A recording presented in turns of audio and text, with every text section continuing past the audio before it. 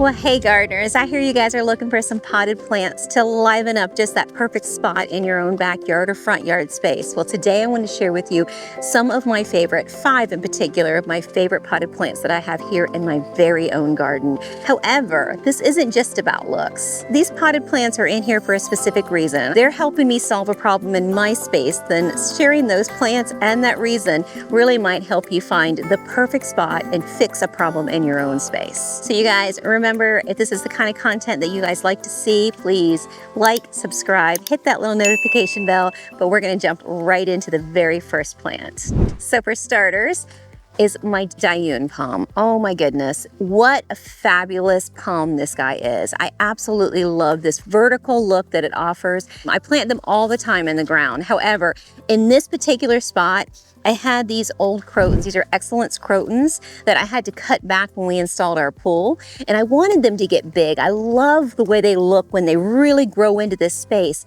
but I still wanted something to bounce off this fence line. So I wanted something real vertical, something that would give us a nice, almost like a sculpture in the garden. That's exactly what a potted plant offers you, is it gives you a little raise, gets it into the garden, gives you a little bit of feature at the bottom with some color, and then you can put something vertical and set it right into the garden. Now, this particular spot right here has a stump underneath, so it was one of those that was kind of challenging. I couldn't put a tree here if I wanted to, but I absolutely love that, 30-inch rise that it gave me by putting a pot in this spot and then allowing this guy to get, he'll get about 2 foot taller and stop, and then these guys will engulf the base, and it'll just look like he's tucked right into this nook. So a Dune Palm is ideal for a pot. It can live in it for a long, long time. They don't have a huge root system, so they can really withstand sitting in a pot for a good period of time, and then they can also dry out really well. So if I forget this little area for any length of time, or I don't have a pot mister or don't have irrigation, this is a drought tolerant tree.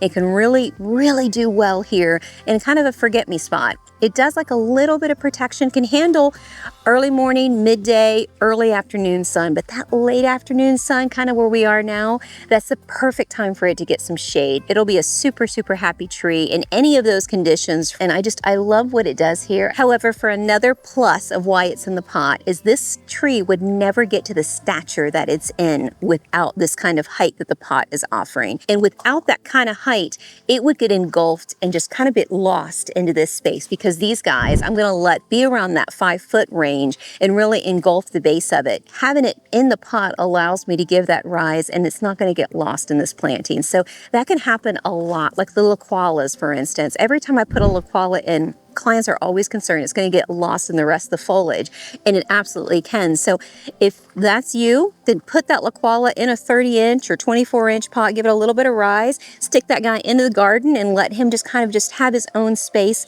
popped up, elevated, and they're fabulous for that. And then even maybe stick a little plant stand underneath of it and add a little bit of light, and it'll shine or glow underneath. I just love what you can do with pots. And that's the thing to kind of keep in mind. Don't just rush to go put the first thing into that pot. Set that pot there for a little while. Really get an idea of what you're wanting to achieve with the space.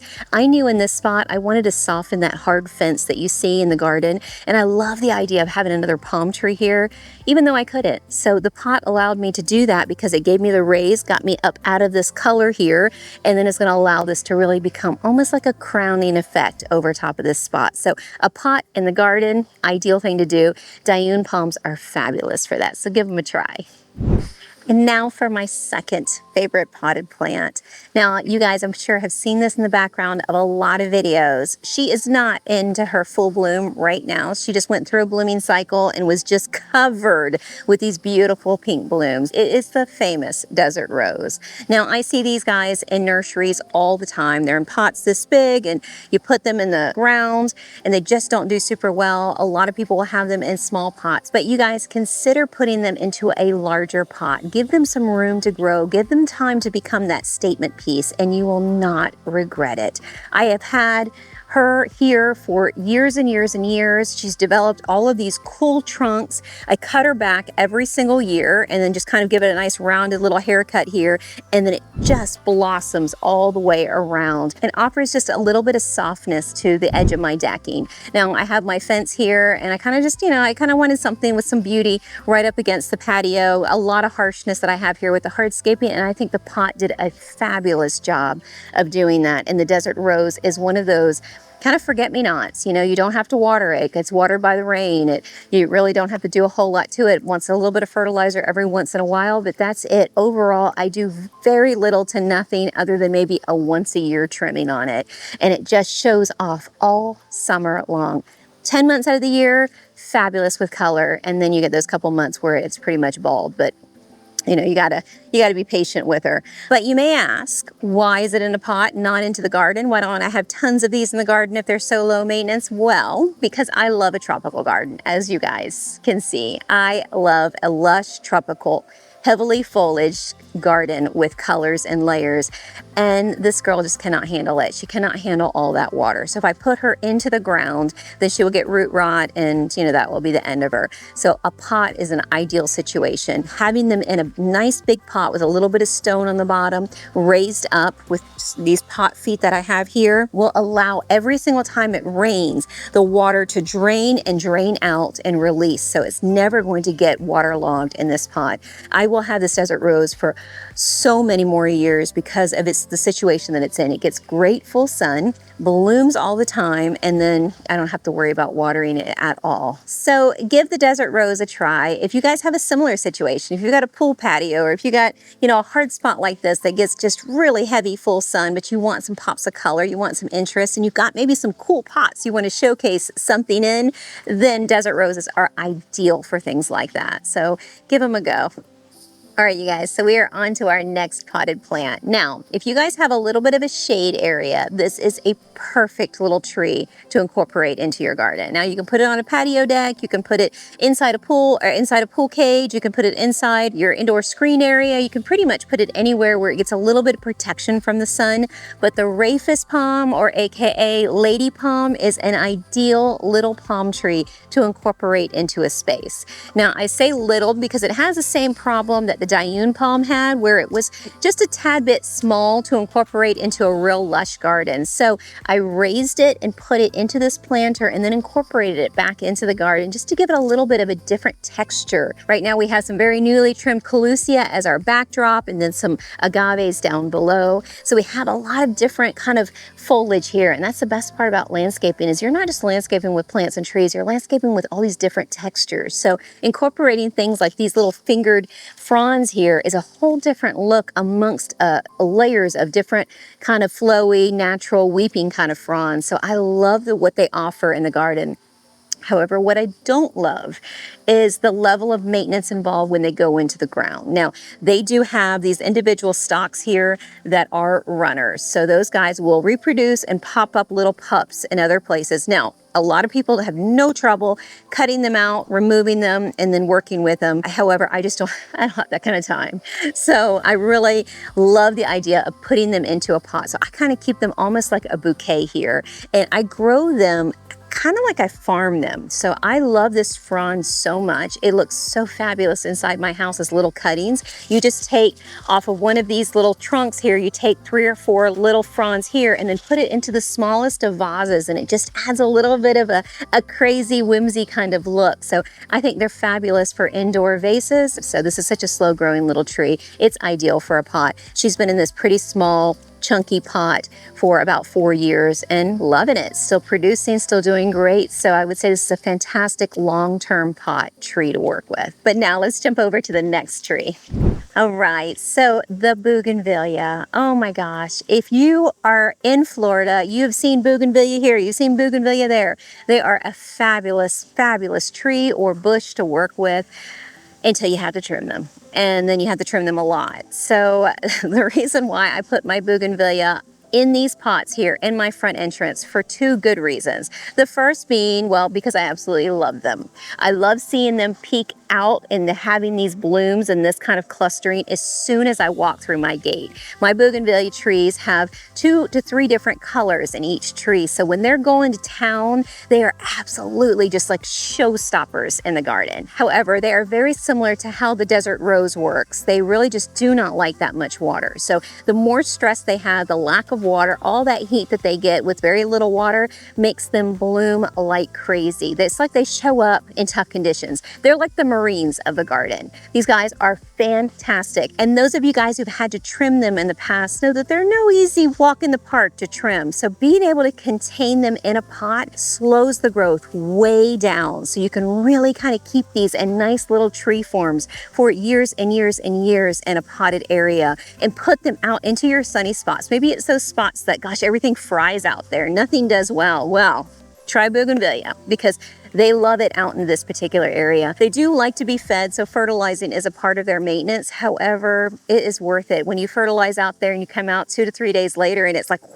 with all this color, so worth it. So I have Buganvilias coming up through my front. Now, another reason why I have them here is because I have a septic tank here and I didn't want them to kind of crawl and go all through this. I've really tried to keep my landscaping bare in this particular area, and by putting them in pots here, it controls any kind of roots or anything like that from going into that septic system. And I just love what pots offer in a garden. Just a little bit of that rustic charm in the landscape. You guys will have to let me know what you think.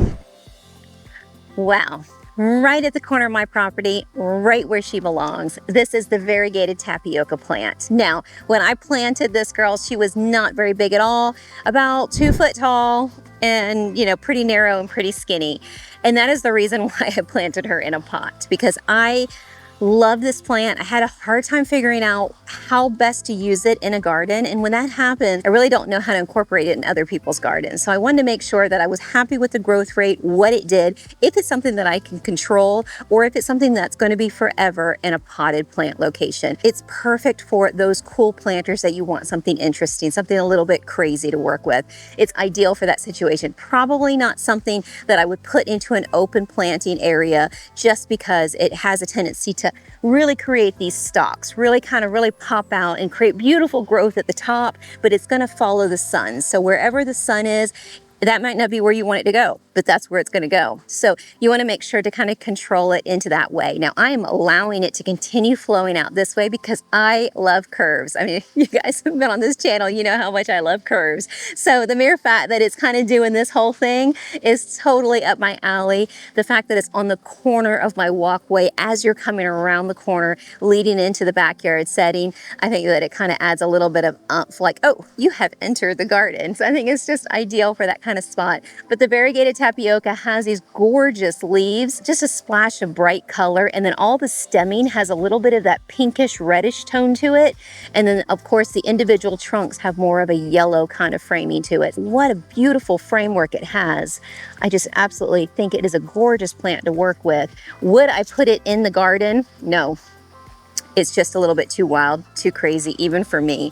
But in a pot, don't hesitate. Put it in a small planter or near a waterfall area, some of the pockets of the waterfall. This is an ideal plant to work with. You can get them in 3-gallon size. You can get them in 7-gallon size. I've seen them in all the way up into the 25-gallon size. But make sure the pot is big enough, kind of like this big clay pot that we have here, where it is heavy enough, has enough weight to it, so when it does start to do this, you're not constantly propping or fixing this pot. I have to do nothing with this area. I occasionally trim this guy, but you know, overall, it's been a sturdy pot and a sturdy spot for this particular plant in the garden. But variegated tapioca, definitely one to brighten up a spot. They can handle filtered light, they can handle medium light. They like, obviously, the sun, so they can handle all midday sun. Towards the afternoon sun, I've seen where some of the leaves have dried, so it kind of got a little bit of sunburnt spots. So pay kind of attention to where you're going to plant it in the garden, and then make sure the pot is big enough where it can hold some moisture. When I'm trying to put in a big plant or a big focal point, you're definitely going to want a pot that's at least 20, 24 inches tall